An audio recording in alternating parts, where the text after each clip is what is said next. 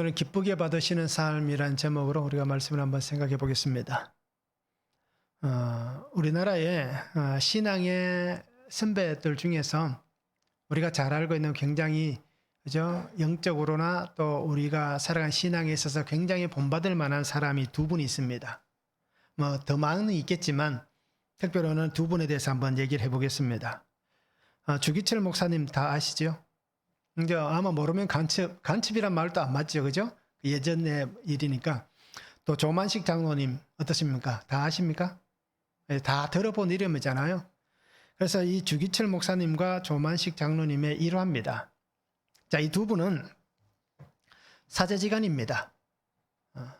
주기철 목사님이 조만식 장로님의 그 오산학교, 그죠? 그곳에서 이 조 장로님이 교장으로 있을 때에 주기철 목사님이 그곳에서 배웠습니다. 가르침을 받았습니다. 그리고 또 특이한 것은 두 분이 사제지간이면서도 또 같은 교회에서 한 분은 목사로, 한 분은 장로로 그렇게 심우했습니다. 그런데 그 교회에서 있었던 일 중에 한 가지 일화입니다. 어느 주일날입니다.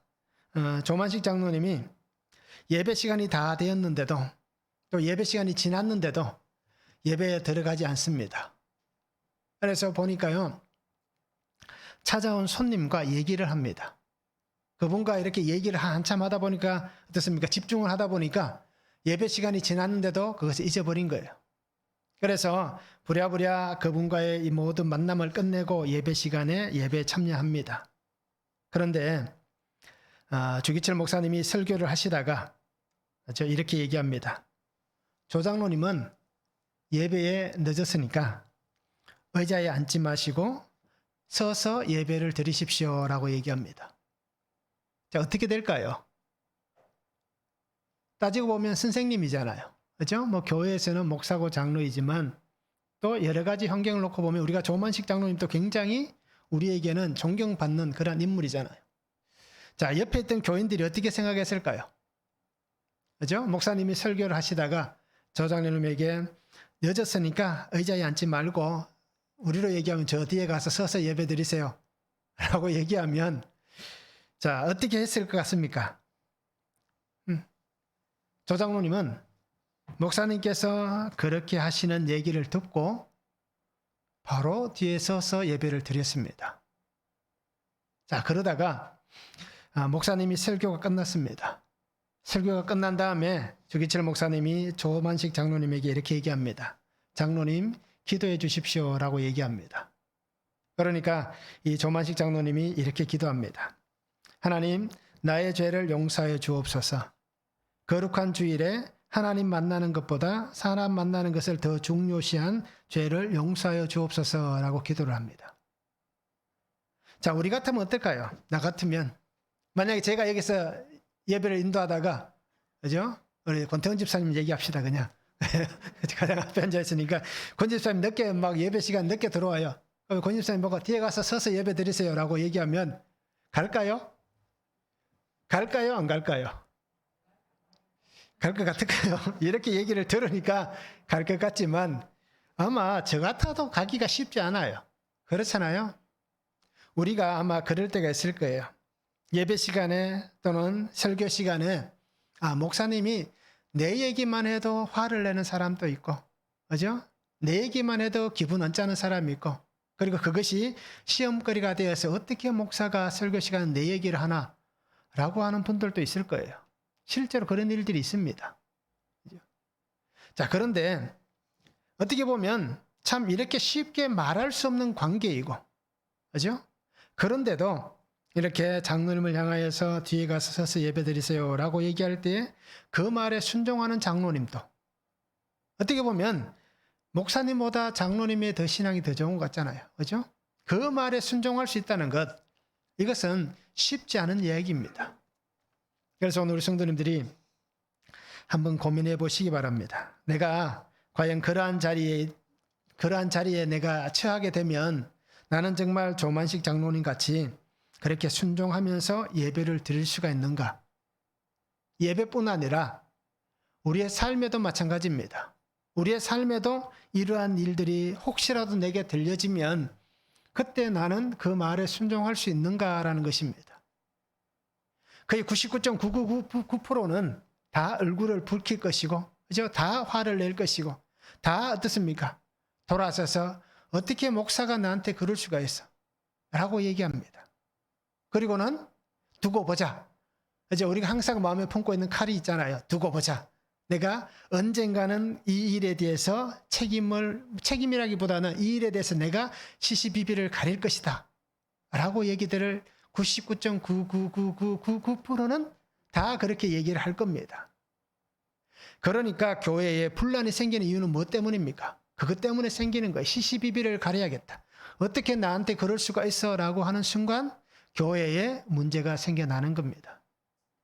내가 실수하고 내가 잘못하고 내가 어떻게 보면 어제 조만식장님 같이 하나님 앞에 드려야 되는 시간인데 사람 만나는데 더 시간을 빼앗겼던 그 나의 모습이라면 그것은 어떻게 보면 죄의 모습이잖아요. 범죄의 모습이죠. 우리가 죄란 것이 사람을 죽이고 다른 사람의 것을 빼앗고, 그죠? 다른 사람에게 어떤 큰 상해를 입혀서 죄가 아니라 이 사소한 것도 하나님 앞에서 범죄가 되는 겁니다.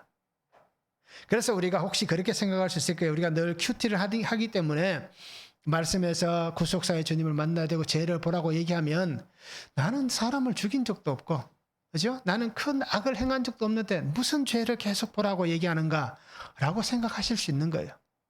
그런데 이런 사소한 문제도, 그죠? 우리가 생각할 땐 그냥 사소하게 여길 만한 문제들도 다 하나님 앞에서 놓고 보면 그것이 죄가 될 수 있는 겁니다. 그러기에 오늘 성도님들이 정말 하나님을 기쁘시게 하는 삶을 사는 것이 어떤 삶인지를 한번 잘 보시기 바랍니다. 이 두 분의 일화를 통해서 분명히 볼 수 있는 것도 마찬가지입니다. 정말 하나님을 기쁘시게 하는 것이 무엇인가? 라는 것입니다. 그리고 오늘 성도님들이 이 은혜를 붙잡고 우리가 함께 믿음 안에 하나님 뜻을 잘 순종했으면 좋겠습니다. 말씀을 한번 보시기 바랍니다. 의인이나 지혜자나 그들의 행위가 다 하나님의 손 안에 있다고 얘기합니다. 산 자는 누구나 소망이 있다. 산 개가 죽은 사자보다 낫다라고 말씀합니다. 하나님께서 기쁘게 받으시는 삶을 살고 내 손이 이를 얻는 대로 힘을 다하라 라고 그렇게 오늘 전도자는 권면을 하고 있습니다. 자, 첫 번째는 하나님 손 안에 있어야 합니다. 1절에서 3절입니다. 이 모든 것을 내가 마음에 두고 이 모든 것을 살펴본 적 의인들이나 지혜자들이나 그들의 행위나 모두 다 하나님의 손 안에 있으니 사랑을 받을는지 미움을 받을는지 사람이 알지 못하는 것은 모두 그들의 미래의 일들임이니라. 모든 사람에게 임하는 그 모든 것이 일반이라. 의인과 악인, 선한 자와 깨끗한 자와 깨끗하지 아니한 자, 제사를 드리는 자와 제사를 드리지 아니하는 자에게 일어난 일들이 모두 일반이니 선인과 죄인, 맹세하는 자와 맹세하기를 무서워하는 자가 일반이로다. 모든 사람의 결국은 일반이라. 이것은 해 아래에서 행해지는 모든 일 중에 악한 것이니 곧 인생의 마음에는 악이 가득하여 그들의 평생에 미친 마음을 품고 있다가 후에는 죽은 자들에게로 돌아가는 것이라 라고 말씀합니다. 자, 솔로몬은 인생의 모든 것을 어떻습니까? 마음에 두고 자기는 살펴보았다. 자기는 세상의 모든 것을 다 살펴보았다라고 얘기합니다. 그러면서 하나님께서 만드신 이 피조 세계가 결국 어떻습니까? 모든 것이 다 인생뿐 아니라 모든 피조 세계가 다 하나님의 손 안에 있는 존재들이다 라고 그렇게 말씀을 합니다. 그러면서 하나님을 떠나서는 하나님 없이는 살 수 있는 삶은 존재하지 않는다라고 말씀합니다. 그렇지 않겠습니까? 우리가 하나님 없이, 그죠? 하나님 없이 내가 살 수 있다라고 나는 존재할 수 있다라고 말할 사람이 과연 누가 있겠습니까? 자, 사람이 하나님을 믿고, 그죠? 하나님을 깨달아 살면 하나님 안에서 살아가는 삶은 복된 것입니다. 그런데 하나님을 믿지 않고 자기의 원하는 삶을 살면 과연 그 사람의 인생이 아름답다라고 우리가 얘기할 수 있겠냐라는 것입니다. 우리는 어떻게 보면 한계를 가지고 살아갑니다. 하나님께서 정해놓으신 그 범위 안에서 우리는 살아갑니다. 그러기에 하나님의 정하신 그 한계를 벗어나서 나는 살 수 있다, 나는 살아간다 라고 말할 수가 없는 것입니다. 그리고 오늘 성도님들 잘 생각해 보시기 바랍니다. 나는 과연 어떤 마음을 품고 살고 있는가? 나는 어떤 생각을 가지고 살아가는가라는 것입니다. 전도자는 다시 얘기합니다. 사람이 사랑을 받을는지 미움을 받을는지 아무도 알 수 없다라고 얘기합니다. 왜냐하면 그것은 미래의 일이기 때문이다라고 얘기합니다. 왜 그럴까요? 하나님께서 미래의 일을 그들에게 알리시지 않았기 때문입니다.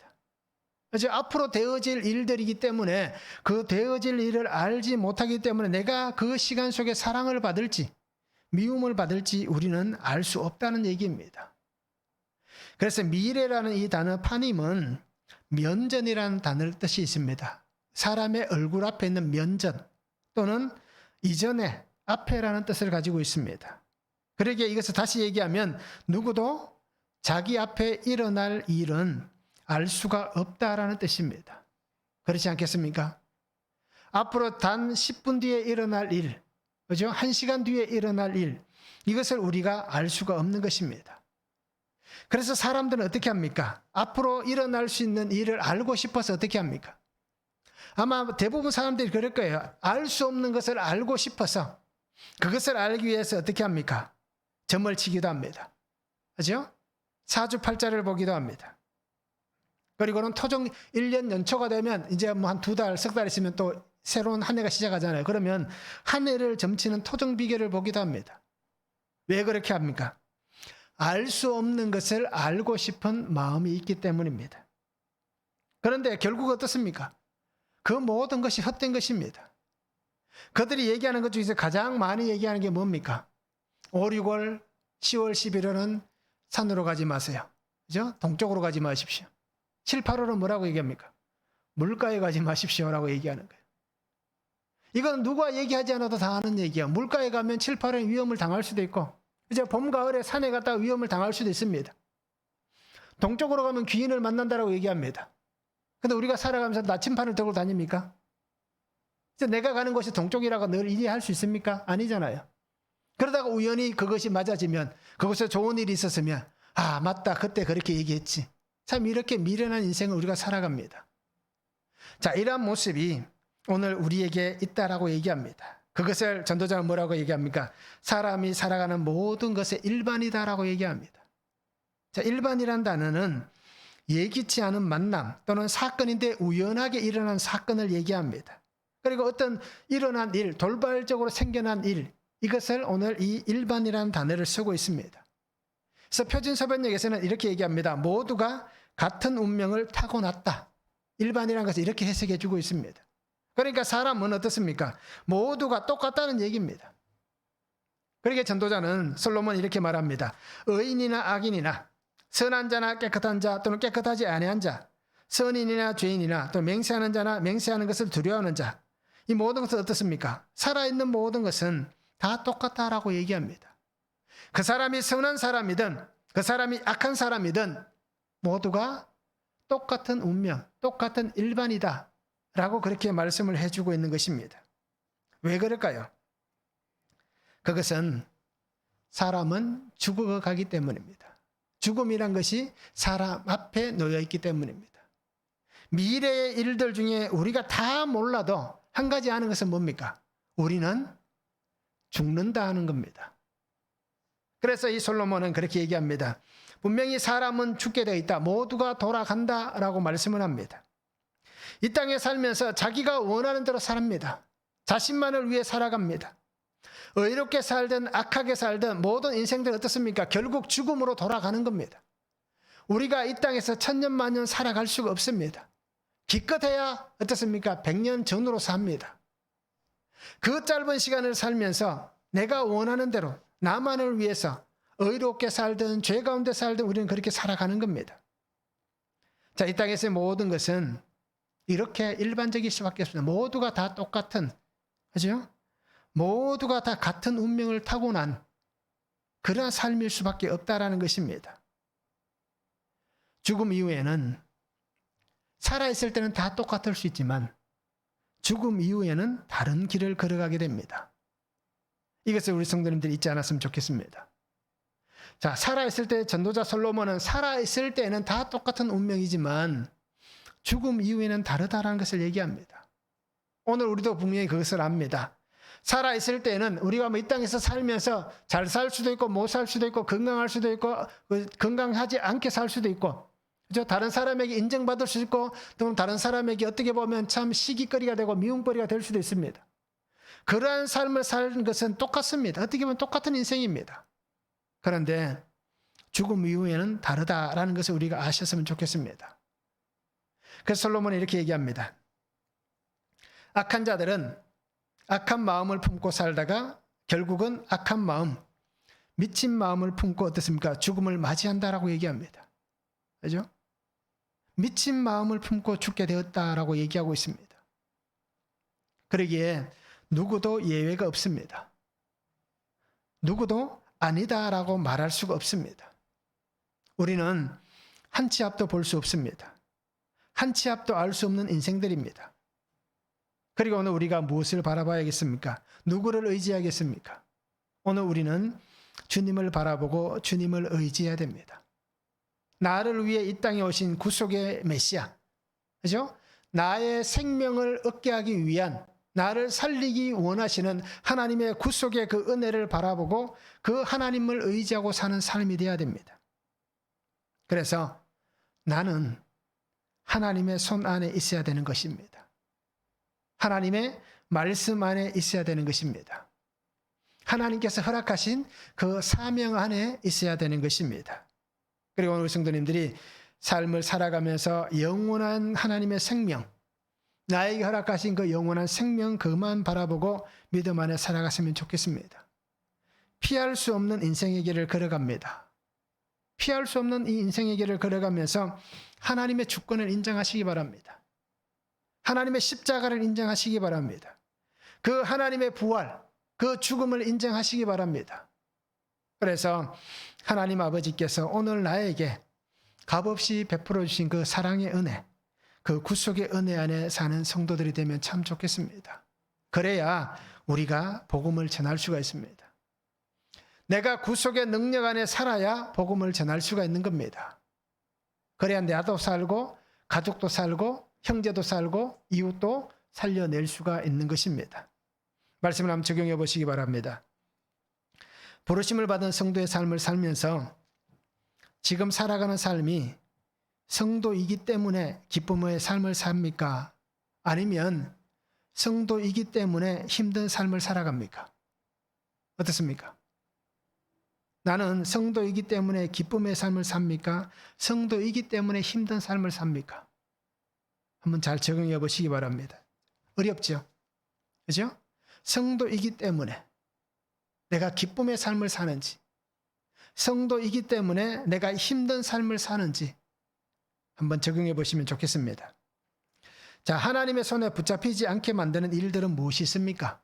우리가 하나님의 말씀에 사로잡히고 하나님의 손에 사로잡혀야 되는데 내가 살아가는 이 삶의 길 속에서 나를 하나님의 손에, 하나님의 말씀에 붙잡히지 못하게 만드는 일들은 어떤 것들이 있는지 한번 적용해 보시기 바랍니다.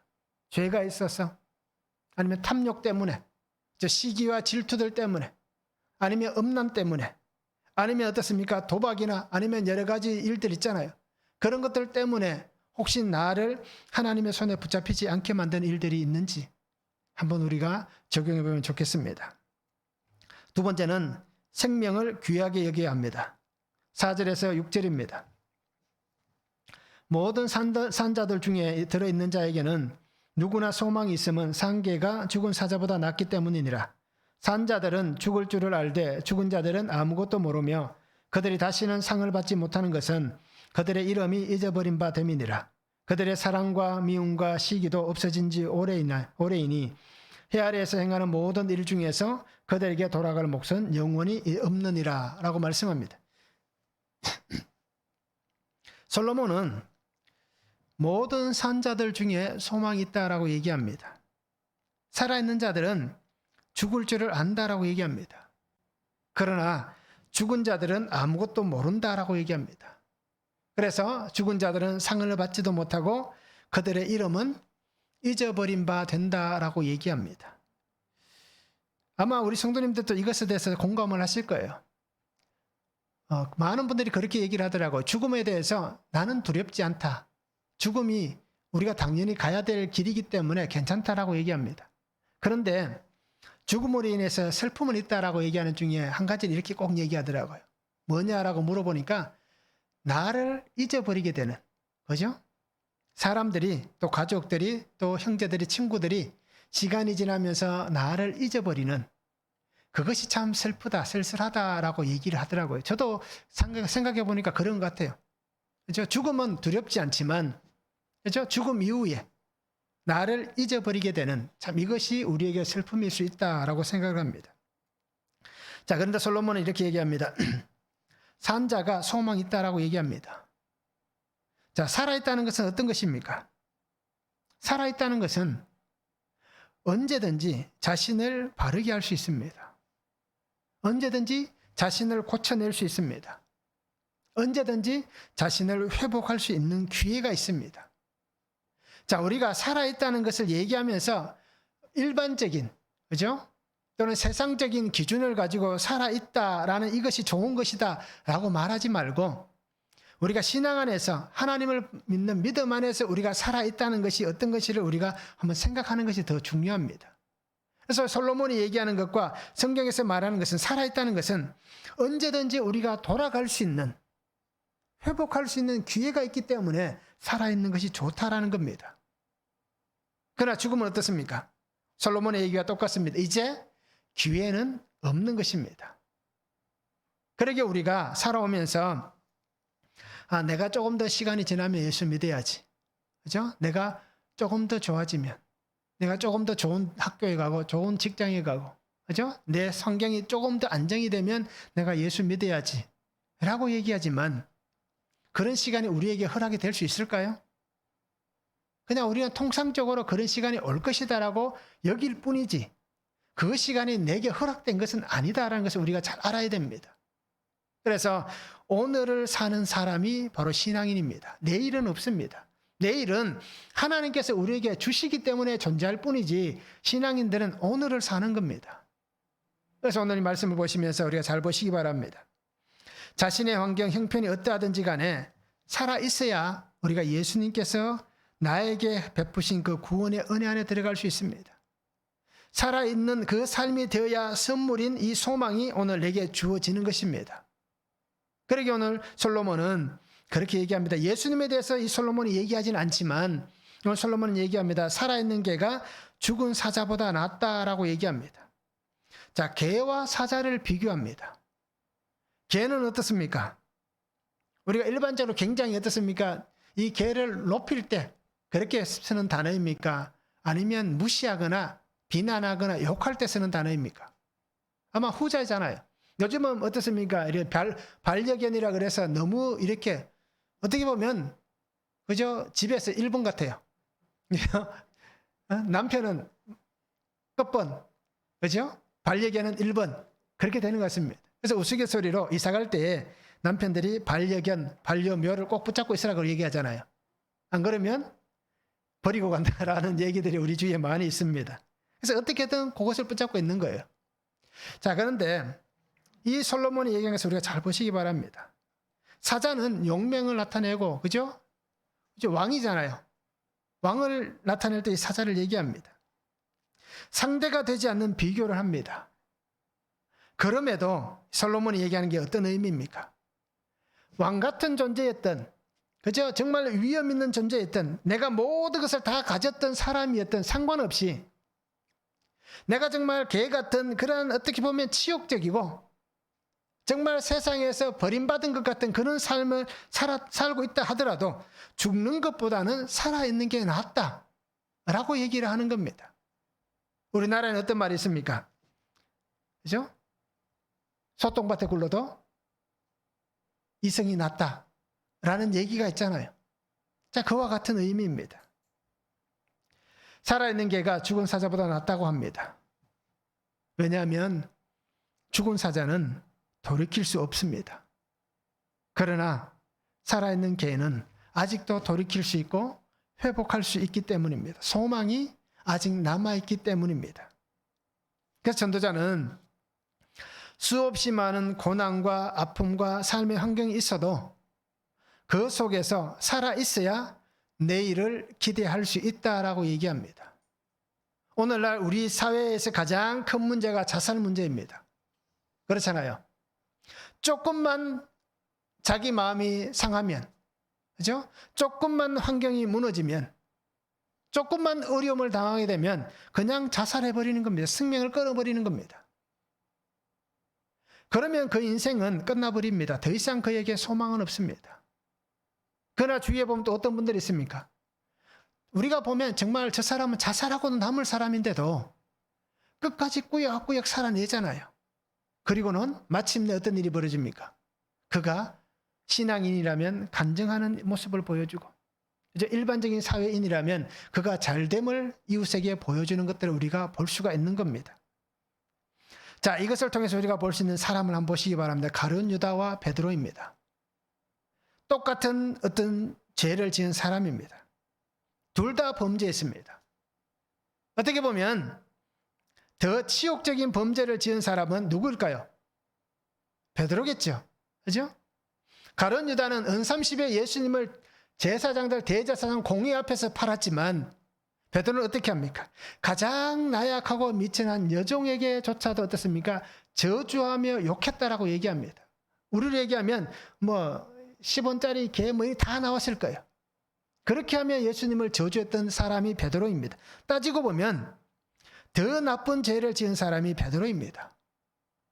그런데 둘의 결국은 어떻습니까? 한 사람은 자살하고 한 사람은 순교를 했습니다. 누가 더 하나님 앞에서 지혜롭고 은혜를 받은 사람입니까? 우리가 이것을 한번 잘 보시기 바랍니다.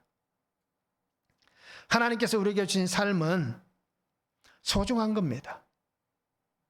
우리는 하나님의 형상을 따라 지음을 받은 사람들이에요. 하나님의 형상을 파괴해서는 안 되는 겁니다. 그러기에 오늘 우리 성도님들이 나도 살아야 되지만 우리 가족도 살려야 되고 우리 주위의 환경 안에 있는 사람들도 살려야 됩니다. 그래서 그 사람들에게 우리가 그리스도의 복음을 전해야 되는 이유가 뭐냐면 하나님을 닮은 사람들이 살게 하는, 형상을 따라 지음받은 사람들이 살아내게 하는 그 사명이 오늘 우리에게 있는 겁니다. 그 사람이 예수를 믿든 안 믿든 상관없이 우리는 가장 먼저 해야 되는 것이 그 사람이 살 수 있도록 만들어주는 겁니다. 그리고 나서는 육신의 삶으로 끝나는 게 아니라 영원한 생명의 삶을 살 수 있도록 우리가 그들을 하나님께로 인도해야 되는 겁니다. 이것을 우리가 잊지 않았으면 좋겠습니다. 에스겔 16장 6절에 말씀하잖아요.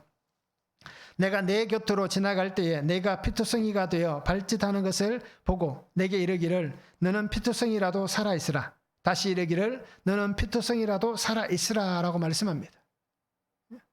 하나님께서 그 백성에게 말씀하는 거예요. 피투성이가 되더라도 살아있으라고 얘기합니다. 그래야만 우리가 나중에, 그죠? 옛날의 얘기를 하며 하나님의 은혜를 나눌 시간이 있는 겁니다. 오늘 성도님들이 우리가 살아가면서 정말 생명을 귀하게 여길 수 있는, 나의 생명도 귀하게 여기고 우리 함께 살아간 모든 사람들의 생명도 귀하게 여기시기 바랍니다. 하나님께서 우리에게 생명을 주셨습니다. 하나님의 형상을 따라 우리에게 생명을 주셨습니다. 그러기에 우리는 생명의 가치를 분명히 깨달으시기 바랍니다. 하나님의 형상을 따라 살아난 우리가 또 하나님께서 어떻게 하셨습니까? 십자가의 생명으로 또 한 번 우리를 살려주셨잖아요. 더 귀한 생명을 우리에게 허락해 주셨습니다. 그리고 우리는 이 생명의 가치를 깨달으시기 바랍니다. 그래서 믿음 안에서 서로가 돕고 사랑하고 섬기며 살아가는 복된 삶이 되었으면 참 좋겠습니다. 한번 적용해 보시기 바랍니다. 나는 죽음의 두려움을 느끼며 살아갑니까? 생명의 기쁨으로 살아갑니까? 어떻습니까? 죽음의 두려움이 더 큽니까? 아니면 생명의 기쁨이 더 큽니까? 한번 적용해 보시면 좋겠습니다. 자, 피투성이가 되더라도 내가 붙잡아야 될 말씀은 무엇입니까? 정말 피투성이가 되더라도 내가 붙잡아야 될 그 말씀이 무엇인지를 우리가 한번 적용해 보시면 좋겠습니다. 그래서 우리가 예전에는 아마 암송들을 많이 하셨을 거예요. 요즘은 암송하시는 분들이 그렇게 많지 않지만 그래도 예전에 암송해둔 그 말씀이 있어서 우리가 지금까지 살아가잖아요.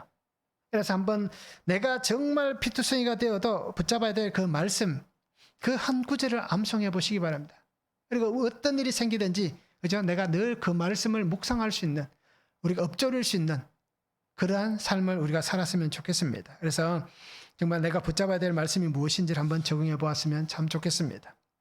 자, 세 번째는 하나님께서 기쁨으로 받으시는 삶이 되어야 합니다. 7절에서 10절입니다. 너는 가서 기쁨으로 내 음식물을 먹고 즐거운 마음으로 내 포도주를 마실지어다. 이는 하나님이 내가 하는 일들을 벌써 기쁘게 받으셨음이니라. 내 의복을 항상 희귀하며 내 머리에 향기름을 그치지 아니하도록 할지니라. 내 헛된 평생의 모든 날 곧 하나님이 해 아래서 내게 주신 모든 헛된 날에 내가 사랑하는 아내와 함께 즐겁게 살지어다. 그것이 내가 평생에 해 아래에서 수고하고 얻은 내 몫이니라. 내 손이 이를 얻는 대로 힘을 다하여 할지어다. 내가 장차 들어갈 서울에는 일도 없고 계획도 없고 지식도 없고 지혜도 없음이니라. 자, 솔로몬은 기쁨과 즐거움으로 음식을 먹으라고 얘기합니다. 하나님께서 너의 일들을 벌써 기쁘게 받으셨다라고 얘기합니다. 그러면서 의복을 항상 희귀하고 머리에 향기름을 바르고 사랑하는 아내와 함께 즐겁게 살아라라고 말씀합니다. 그것은 내가 수고한 것의 정당한 몫이다라고 말씀합니다. 그럼 솔로몬 다시 한번 얘기합니다. 손에 일이 있는 동안, 살아있는 동안에 즐겁게 살아가라라고 말씀합니다. 자, 우리가 이것만 보면 어떻습니까? 솔로몬이 쾌락주의, 그죠? 탐욕주의, 아니면 만족만을 누리며 살아가라 라고 얘기하는 것으로 오해할 수가 있습니다. 그런데 솔로몬은 어떻습니까? 육체의 쾌락과 만족만 누리며 살아가라 라고 말하지는 않습니다. 하나님께서 베푸신 그 은혜 안에서 수고하고 또 땀 흘리고 결실한 것을 가지고 하나님께 영광을 드리는, 하나님 앞에 영광을 올려드리는 그런 삶이 되라라고 얘기하는 겁니다. 그러한 삶이 될 때 하나님께서 너의 삶을 기쁘게 받으신다. 그러게 너는 하나님께서 기쁘게 받으시는 그 삶을 살아야 된다라고 말씀합니다. 자, 하나님께서 기쁘게 받으신 삶은 자신의 순결을 지키는 겁니다. 자신의 정직을 지키는 겁니다. 자신의 믿음을 지켜가는 겁니다. 그리고 자기의 환경을 지켜가는 것입니다. 그래서 성도가 살아가면서 정말 하나님 주신 그 은혜를 빼앗기지 않는, 그죠? 하나님 주신 그 기쁨을 빼앗기지 않고 온전히 하나님께서 인정하시는 그러한 은혜의 삶을 우리가 살아가야 하는 것입니다. 그렇게 살기 위해서 오늘 우리가 어떻게 살아야 됩니까? 매일매일 하나님께서 주시는 은혜를 받고 살아야 됩니다. 매일매일 하나님의 양식, 생명의 말씀을 먹으면서 사는 삶이 되어야 합니다. 그러게 오늘 우리 성도님들이 정말 하나님 앞에서 내가 정말 매일매일 하나님께서 내게 주시는 말씀의 양식으로 살아가는지, 아니면 세상에 썩어 없어질 양식만 먹고 살아가는지를 잘 보시기 바랍니다. 그리고 오늘 우리는 하나님 앞에서 정말 하나님 주신 그 기쁨, 그죠? 또 그 기쁨을 잃어버리지 않는 복된 삶을 살았으면 좋겠습니다. 솔로몬은 다시 또 얘기합니다. 사랑하는 아내와 함께 즐겁게 살아라라고 얘기합니다. 자, 이것은 우리가 잘 보시기 바랍니다. 가정의 소중함을 알아야 됩니다. 그죠? 하나님께서 우리에게 세워주신 가정입니다. 그러게 우리는 하나님께서 우리에게 하나님의 사랑 안에서 또 서로 간의 인간과 인간의 만남과 사랑 안에서 묶어주신 이 가정을 귀하게 여길 수 있어야 되는 겁니다. 그러게 하나님께서 정말 기뻐하시는 그 복된 가정으로 우리 성도님들이 세워갔으면 좋겠습니다. 이전까지는 우리가 몰랐기 때문에, 그죠? 가정이 깨어지기도 하고 또 가정에 상처가 있기도 하고 가정에 아픔이 있을 수도 있습니다. 그러나 몰랐기 때문에 그럴 수도 있습니다. 그러나 이제부터는 어떻습니까? 우리가 이 가정을 정말 하나님 안에 귀하게 세워가시기 바랍니다. 가정은 하나님이 주신 거룩한 작은 믿음의 공동체입니다. 그렇게 우리가 하나님이 세워주신 이 가정을 정말 우리가 소홀하게 여기지 않기를 바랍니다. 이전까지는 우리가 몰랐기 때문에 그렇게 할 수 있었습니다.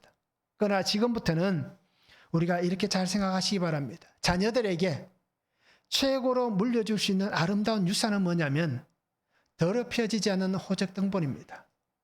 이것을 우리가 잘 기억하시기 바랍니다. 그래서 정말 내가 깨끗한 이 등본, 호적 등본을 자녀들에게 물려주시기 바랍니다. 이것이 하나님께서 오늘 우리에게 말씀하는 것입니다. 사랑하는 아내와 함께 즐겁게 살지어다 라고 하는 말씀입니다. 그리고 오늘 성도님들이 우리가 삶을 살아가면서 하나님 앞에 보이고 또 하나님 주시는 그 은혜 안에서 정말 참된 행복을 누리며 살아갈 수 있었으면 좋겠습니다. 솔로몬은 정말 가정 안에서 참된 행복을 위해 살라고 얘기합니다. 오늘 우리는 어떻습니까? 정말 이 가정이 행복 안에 살아가는 가정이 되기를 원할 거예요. 정말 행복했으면 좋겠다라고 우리는 늘 생각을 합니다. 그런데 행복은 어떻습니까? 영원할까요? 행복은 영원하지 않습니다.